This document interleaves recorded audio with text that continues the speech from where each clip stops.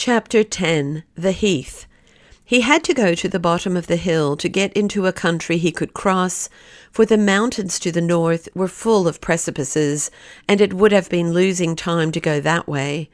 Not until he had reached the king's house was it any use to turn northwards. Many a look did he raise, as he passed it, to the dove tower, and as long as it was in sight, but he saw nothing of the lady of the pigeons. On and on he fared, and came in a few hours to a country where there were no mountains more, only hills with great stretches of desolate heath. Here and there was a village, but that brought him little pleasure, for the people were rougher and worse-mannered than those in the mountains, and as he passed through, the children came behind and mocked him. "There's a monkey running away from the mines," they cried.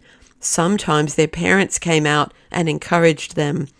"He don't want to find gold for the king any longer, the lazy bones," they would say. "He'll be well taxed down here, though, and he won't like that either."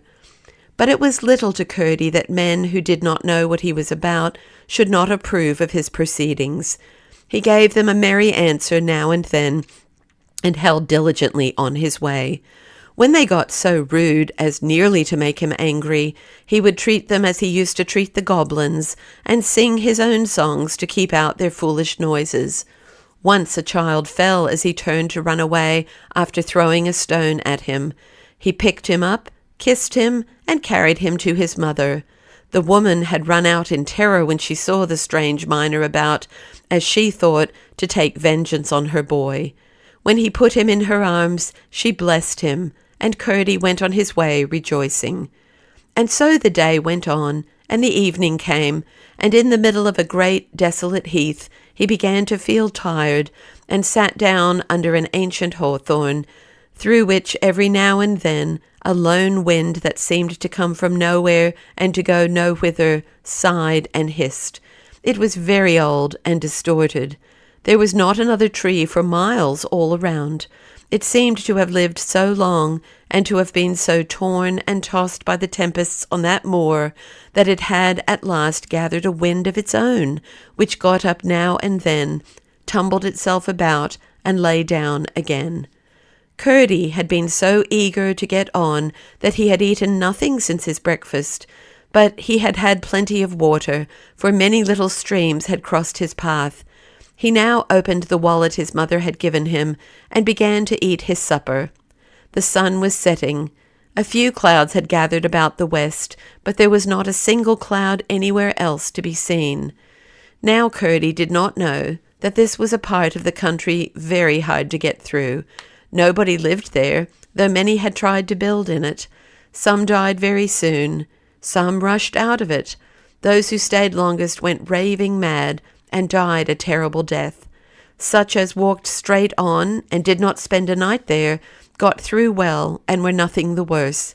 But those who slept even a single night in it were sure to meet with something they could never forget, and which often left a mark everybody could read. And that old hawthorn might have been enough for a warning. It looked so like a human being dried up and distorted with age and suffering, with cares instead of loves, and things instead of thoughts. Both it and the heath around it, which stretched on all sides as far as he could see, were so withered that it was impossible to say whether they were alive or not. And while Curdie ate, there came a change. Clouds had gathered over his head, and seemed drifting about in every direction, as if not shepherded by the slow, unwilling wind, but hunted in all directions by wolfish flaws across the plains of the sky. The sun was going down in a storm of lurid crimson, and out of the west came a wind that felt red and hot the one moment, and cold and pale the other. And very strangely it sung in the dreary old hawthorn tree, and very cheerily it blew about Curdie, now making him creep close up to the tree for shelter from its shivery cold, now fan himself with his cap, it was so sultry and stifling. It seemed to come from the deathbed of the sun, dying in fever and ague. And as he gazed at the sun, now on the verge of the horizon, very large and very red and very dull, for though the clouds had broken away, a dusty fog was spread all over him. Curdie saw something strange appear against him, moving about like a fly over his burning face. It looked as if it were coming out of his hot furnace heart, and was a living creature of some kind, surely. But its shape was very uncertain, because the dazzle of the light all around it melted its outlines. It was growing larger. It must be approaching. It grew so rapidly that by the time the sun was half down, its head reached the top of his arch, and presently nothing but its legs were to be seen, crossing and recrossing the face of the vanishing disk. When the sun was down, he could see nothing of it more, but in a moment he heard its feet galloping over the dry, crackling heather, and seeming to come straight for him. He stood up, lifted his pickaxe, and threw the hammer end over his shoulder.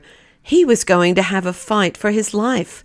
And now it appeared again, vague, yet very awful, in the dim twilight the sun had left behind him. But just before it reached him, down from its 4 long legs it dropped flat on the ground, and came crawling towards him, wagging a huge tail as it came.